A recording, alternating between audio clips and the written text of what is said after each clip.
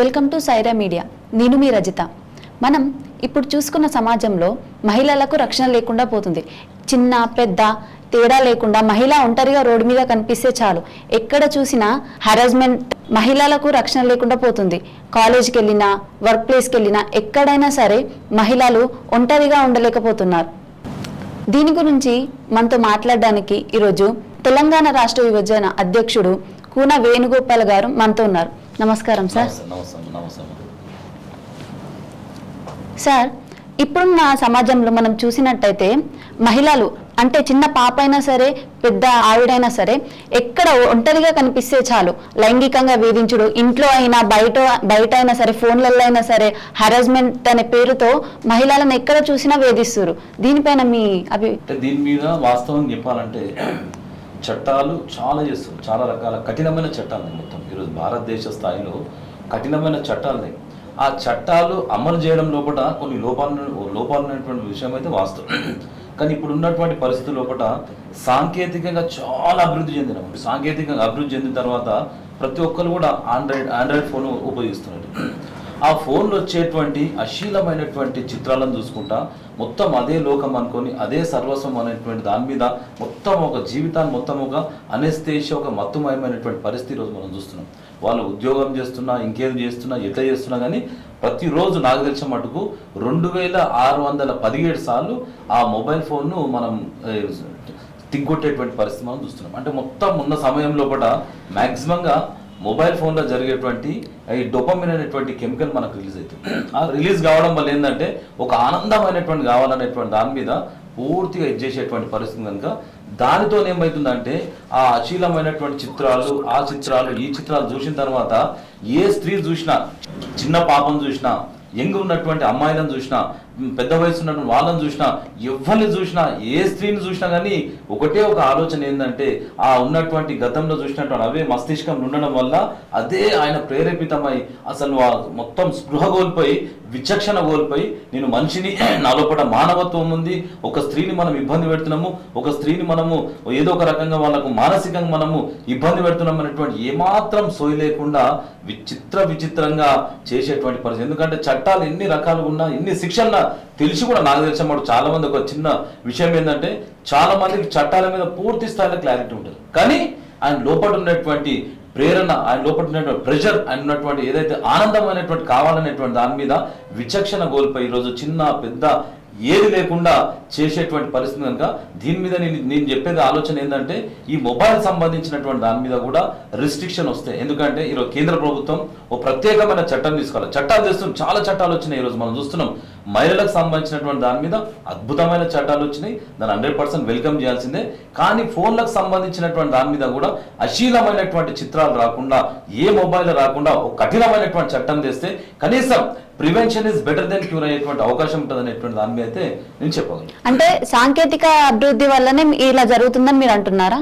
నేను సాంకేతికంగా అభివృద్ధి చెందింది అనేటువంటి దాని మీద మాట్లాడతాను. చాలా మంది ఇప్పుడు ఏమైపోతుందంటే జస్ట్ మనం వాట్సాప్ చూసుకున్నా, యూట్యూబ్ చూసుకున్నా, ఇంకేదో ఒకటి చూసుకున్నా అలా సడన్ గా మనకు ఒక అశ్లీలమైనటువంటి చిత్రం వస్తుంది. వెంటనే చూడంగానే ఆ సంబంధించినటువంటి యూట్యూబ్ కూడా చాలా షార్ప్ అనమాట. వాళ్ళు అదే కంటిన్యూషన్ ఏదైతే నువ్వు చూసినావు, అశ్లీలమైన చిత్రం చూసినావు, వెంటనే దాన్ని స్పాంటేనియస్ గా మనకు వచ్చేటువంటి పరిస్థితి మనం చూస్తుంటాం. అంటే దీంతో ఏమైపోతుందంటే మన మైండ్ మొత్తం ఒక 5 నిమిషాలు చూసుకున్నాం అనేటువంటి దాన్ని 5 గంటలు చూసేటువంటి పరిస్థితి. 5 గంటలు చూసిన తర్వాత మన మొత్తం మస్తిష్కంలో కానీ మన ఆలోచన ఏముంటుంది, అవే నిండి ఉంటాయి కనుక వెంటనే బయటికి రాగానే అవే ఆలోచన కనిపిస్తాయి. చిన్న వాళ్ళు కానీ పెద్దవాళ్ళు ఎవరైనా సరే అవే ఆలోచన కనిపిస్తుంటాయి కనుక దీని మీద ఒకటి కోరుకుంటుంది ఏంటంటే, అంటే సాంకేతికం అవసరం, ఎక్కడ అవసరమో అక్కడ తీసుకోవాలి. మనకు కుండ నిండా నీళ్లు అని చెప్పేసి కడుపు నిండా తాగితే మనకు పొట్టవలిపోయేటువంటి పరిస్థితి కనుక మనకు ఎంత అవసరం ఉన్నది అంతే తీసుకునేటువంటి ప్రయత్నం చేయాలి. అతి సర్వత వర్జయిత అంటారు కనుక ఎక్కువ పనికి మాలనే తీసుకొని ఆలోచన ఏదో చేసుకొని మన జీవితాలు కూడా చాలా ఇబ్బంది పడేటువంటి పరిస్థితి కనుక చట్టాలు కూడా చాలా భయంకరంగా ఉన్నాయి కనుక ఇప్పుడు ఉన్నటువంటి చట్టాలు చాలా అంటే చాలా భయంకరంగా ఉన్నాయి కనుక దయచేసి అట్లా ఆలోచన చేయకుండా ముంగడిపోయేటువంటి ప్రయత్నం చేస్తే చాలా బాగుంటుంది అనేది నా వ్యక్తిగత ఆలోచన. ఏంటంటే దీని మీద ఒక ప్రత్యేకమైనటువంటి నియంత్రణ ఉండాలి. ఇప్పుడు మొబైల్ ఫోన్ల మీదనేమో నియంత్రణ ఉన్నది, ఇంకా చాలా దాని మీద నాకు తెలిసిన మట్టుకు నియంత్రణ ఉన్నది. కానీ దీని మీద కూడా ఒక నియంత్రణ తీసుకొస్తే యావత్ భారతదేశం ఉన్నటువంటి యువతరం కానీ అందరూ కూడా చాలా హ్యాపీగా ఉంటారు. కొద్ది ఇటువంటి ఇన్సిడెంట్స్ ఏవైతే జరుగుతున్నాయో చాలా బాధాకరమైన ఇన్సిడెంట్. ఎందుకంటే మన ఇంట్లో సిస్టర్స్ ఉంటారు, మన ఇంట్లో స్త్రీలు కూడా ఉంటారు. ఎవరికి జరిగినా, ఏ స్త్రీకి జరిగినా అది చాలా బాధాకరమైన విషయం. ఎందుకంటే స్త్రీ లేనిదే సృష్టి లేదు కనుక స్త్రీ ఎప్పుడు కన్నీళ్లు పెడుతుందో, స్త్రీ ఎప్పుడు బాధపడుతుందో ఆ సమాజం కూడా బాధాకరమైన పరిస్థితి ఉంటుంది. ఇది మనం చూస్తున్నాం. ప్రత్యక్షంగా మనకు ఎక్కడో ఒక 2, 3 మనకు తెలుస్తున్నాయి. కానీ ప్రతి సంవత్సరము 5,000 మానభంగం జరుగుతుంది. దానికి 3-4 ఇంతలు ఇంకా జరుగుతున్నాయి. 5,000 వరకు మాత్రమే ఈరోజు మనకు ఎఫ్ఐఆర్ కానీ రిజిస్టర్ కానీ కోర్టు దాకా పోయేటువంటి పరిస్థితి. అంటే దానికి ఎన్నో ఇంతలు మన బయట జరుగుతున్నది. వాళ్ళు సాంఘికంగా కానీ అమాయకత్వంగా కానీ వాళ్ళు కోర్టు దగ్గర రాక, పోలీస్ స్టేషన్ రాక, కుటుంబం ఉన్నటువంటి వాళ్ళకు ఉన్నటువంటి పేరు ప్రతిష్టతో కూడా కొన్ని లోపల కూడా కాంప్రమైజ్ అయ్యేటువంటి పరిస్థితి ఉంటుంది. కనుక ఒకటే కోరుతున్నది ఏంటంటే ఏ మహిళకు జరిగినా, ఎవరికి జరిగినా అక్కడ ఉన్నటువంటి ఆ ప్రాంతానికి కూడా మంచి కాదు, ఆ యొక్క రాష్ట్రానికి కూడా మంచి కాదు, ఆ దేశానికి కూడా మంచిది. అంటే ఇప్పుడు ఈ కఠినమైన చట్టాలు వస్తున్నాయి అంటారు కదా, అవి వర్కౌట్ అవుతున్నాయా? అంటే దానికి తగ్గట్టు శిక్ష పడుతుందా అందరికి? అంటే చట్టాలు ఏంటంటే చట్టం దగ్గరకు పోయినప్పుడు ఖచ్చితంగా శిక్ష పడేటువంటి అవకాశం ఎక్కువ ఉంటుంది. ఎందుకంటే అక్కడ ఉన్నటువంటి ఎవిడెన్స్ కావాలి, దానికి సంబంధించినటువంటి సమాచారం కావాలి, మన ఫోరెన్సిక్ పంపాలి, దాన్ని చూస్తుంది, దాని తర్వాత టెస్ట్ చేయాల్సి వస్తుంది, అనేక రకాలు ఉంటాయి. దాని తర్వాత కాంప్రమైజింగ్ అనేటువంటి దాని మీద, అంటే జరగకుండా ఎట్లా చేద్దాం అనేటువంటి దాని మీద, prevention is better than cure అనేటువంటి దాని మీద ప్రభుత్వాలు కూడా ఆలోచన చేయాల్సిన పరిస్థితి. ఎందుకంటే ఏ రాష్ట్రం ఉన్నటువంటి ఏ స్త్రీకి అఘాయిత్యం జరిగినా, ఏ స్త్రీకి ఇబ్బంది కలిగినా ఆ రాష్ట్రం యొక్క అయిష్టపాలైనటువంటి పరిస్థితి ఉంటుంది. కనుక దీని మీద ప్రత్యేకమైనటువంటి నియంత్రణ తీసుకొచ్చేటువంటి, నాకున్నటువంటి దాని మీద చిన్న ఆలోచన ఏంటంటే మొబైల్ సంబంధించినటువంటి దాని మీద ఒక నియంత్రణ తీసుకొచ్చేటువంటి, అంటే ఆ విషయం మాత్రమే, అది టెక్నాలజీ కాదు కదా, అశీలం అనేది పెద్ద టెక్నాలజీ కాదు కదా, మనకు ఉన్నటువంటిది ఏదైతే మనం చూడకూడనియో అవి బహిరంగంగా చూపించడం వల్ల కూడా చాలా రకాల ఇబ్బంది అయ్యేటువంటి పరిస్థితి ఉంటుంది. దాంతోపాటు ఎక్కడైతే ఇప్పుడు ఆఫీసులు ఉన్నాయి, దాంతోపాటు మన స్కూల్స్ ఉన్నాయి, కాలేజెస్ ఉన్నాయి, అన్ని కూడా ప్రతి ప్రాంతంలో కూడా దీనికి సంబంధించినటువంటి నియంత్రణ కమిటీలు కూడా వేసేటువంటి ప్రయత్నం చేసి పెద్ద ఎత్తున అవేర్నెస్ తీసుకొచ్చేటువంటి ప్రయత్నం చేయాలి. అవేర్నెస్ తీసుకొచ్చి దీనికి సంబంధించినటువంటి శిక్షలు ఈ రకంగా ఉంటాయి, ఈ రకంగా జీవితాలు అనేటువంటి కూడా నాశనం అయ్యేటువంటి పరిస్థితి ఉన్నది, ఇట్లా చేస్తే జైలు పాలయ్యేటువంటి పరిస్థితి అనేటువంటి దాని మీద చాలా మందికి చెప్పేటువంటి ప్రయత్నం చేయాలి. కానీ మనం ఏం చేస్తాం, ఒక చట్టం ఉన్నది, ఆ చట్టం అనేటువంటి దాని మీద మనం తీసుకొస్తే మనం ఏం చేస్తాం, జనరల్గా ఏంటంటే ఈ చట్టం ఉందనేటువంటి దాని మీద ఎవరో ఈ మధ్యలో మనం చూస్తున్నాం, ఎవరు కూడా పేపర్ చదివేటువంటి పరిస్థితి.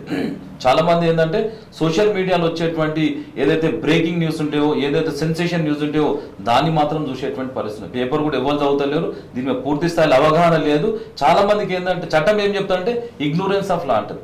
చట్టం ఏంటంటే నాకు తెలియదు అంటే చట్టం ఒప్పుకోదు. కనుక ప్రతి ఒక్కరు కూడా నాకు తెలిసిన మటుకు మన కుటుంబాలు ఇంతమూలు ఏంటంటే మన కుటుంబం అనేటువంటిది ఇప్పుడు ఏమైపోయింది, చిన్న కుటుంబం, ఇంతమో ఉమ్మడి కుటుంబం ఉన్నప్పుడు పెద్దవాళ్ళు ఉంటుండే, పర్యవేక్షణ ఉంటుండే, ఎక్కడ పోతున్నావు అనేటు అడిగేటోళ్ళు ఉంటుండే. ఇప్పుడు అంతా కూడా మైక్రో ఫ్యామిలీస్ అయిపోయినాయి. మైక్రో ఫ్యామిలీస్ అంటే విచ్చలవిడిగా ఆనందం, ప్లెజర్, ఏదో మనకేదో దొరుకుతుంది అనేటువంటి దాని మీద అసలు మనిషి యొక్క విచక్షణ కోల్పోయి ఇదే ప్రపంచం, ఇదే లోకం అనేటువంటి దాని మీద యువతరం కూడా అట్లే తయారైంది. కనుక ఈ పరిస్థితులు అట్లా రాకుండా ఉండాలంటే కట్టడి చేయాల్సినటువంటి బాధ్యత కూడా కుటుంబ సభ్యుల మీద ఉంటుంది, సమాజం మీద ఉంటుంది, అధికారుల మీద ఉంటుంది, రాజకీయ నాయకుల మీద ఉంటుంది. ప్రతి ఒక్కరు కూడా దీన్ని ఒక గురుతర బాధ్యత తీసుకోవాలి. ఎందుకంటే మనం ఆలోచన చేసుకోవాలి. ఎందుకంటే సమాజంలో నాకు తెలిసిన మటుకు మనం 1917 నాకు తెలిసిన 1917 మన హోమ్ రూల్ అయినప్పుడు మహిళలు పాల్గొన్నారు. 1920లో జరిగినటువంటి ఉప్పు సత్యాగ్రహంలో పాల్గొన్నారు. దాని తర్వాత స్వాతంత్ర పోరాటం 1926లో కూడా పాల్గొన్నారు.